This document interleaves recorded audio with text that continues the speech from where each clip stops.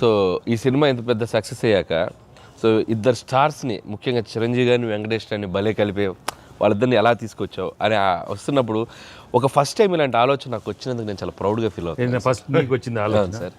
మీకు గుర్తుందా రాజా రాజా నన్ను రాజా రాజా అని పిలిచే మా నాన్నగారు నాయుడు గారు అది ఫస్ట్ రాజా మీ ఇద్దరితో సినిమా తీయాలి రాజా, నువ్వు ఎప్పుడు ఇస్తావు చెప్పండి.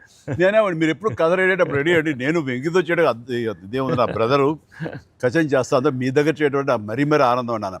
అలాగే రాజా నేను కథ వస్తా అన్నారు, అది కుదరలేదు. ఏదో ఫస్ట్ నీకే వచ్చినట్లుగా నువ్వే అనుకున్నట్టుగా ఏం అక్కర్లేదు బాబు, కానీ తిరు బాబు.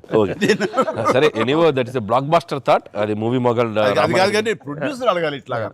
మీరిద్దరికి వెంకితోటి చేయాలని మాకు అనిపించిన తర్వాత మీ దగ్గర ప్రపోజల్ పెట్టిన తర్వాత మీరు బడ్జెట్ వైజ్గా కానీ ఇంకో రకంగా కానీ ఇద్దరు భరించగలం అన్న టెన్షన్ కానీ ఏదైనా అనిపించిందా? అయితే వావ్ గుడ్ ఐడియా వావ్ అనిపించింది. మనకి ఎప్పటి నుంచో అనుకున్నాం కదా వెంకీ సార్తో చేయాలి మనం, వీ షుడ్ మీకు అనిపిస్తుంది. So I have been waiting for that time. So luckily ఇప్పుడు అనిల్ గారు ఐడియా తోటి దిస్ డ్రీమ్ కేమ్ ట్రూ.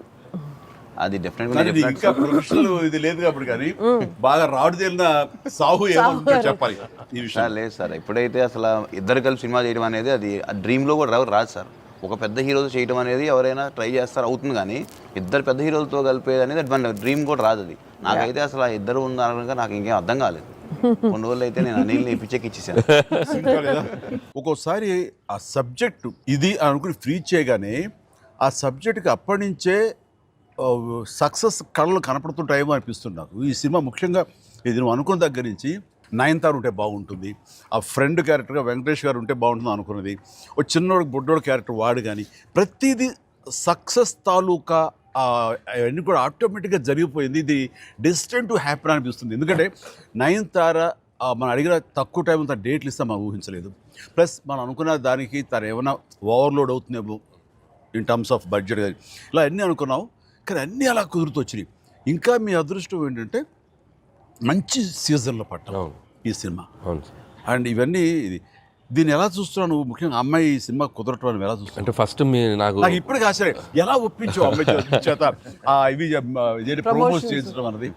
అంటే ఫస్ట్ చాలామంది ఆప్షన్స్ అనుకున్నప్పుడు సార్ నాకు మైండ్లో కొడతా ఉంది, మీకు వేలు చూపించి వార్నింగ్ ఇవ్వటాలు, మీ ముందు అలా అసలు మీరు అమ్మాయిని చూసి కొద్దిగా అలా బెరుకుగా ఉండటాలు, ఆ కటౌట్ ఎవరో ఒక పెద్ద కటౌట్ లేకపోతే ఇది వర్కౌట్ కాదు, టోటల్ సినిమా అంతా మిస్ఫైర్ అయ్యే అవకాశం ఉంది, ఎవరిని పెట్టినా కూడా అసలు ఆర్టిఫిషియల్గా ఉంటుంది అని నయనతారగానే ముందు సాహు గారికి థ్యాంక్స్ చెప్పాలి సార్. ఎందుకంటే ఆ ఛానల్ని ఎక్కువసేపు కదిపి ఇది చేశారు. తర్వాత సుస్మిత గారు అటు నుంచి నరుక్కొచ్చారు.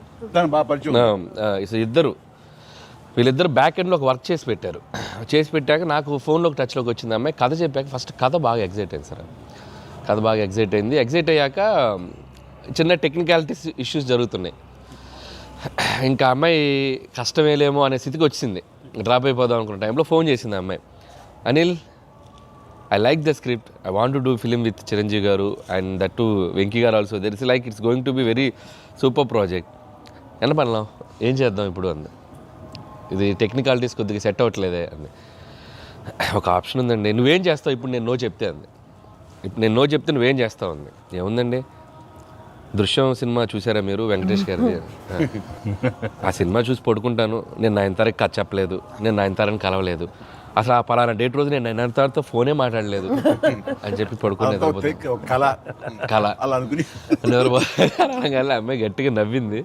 నవ్వి okay I will do it for you అని చెప్పి ఓకే నేను చాలా హానెస్ట్గా చెప్పాను సార్. అది అంటే లైక్ చేసి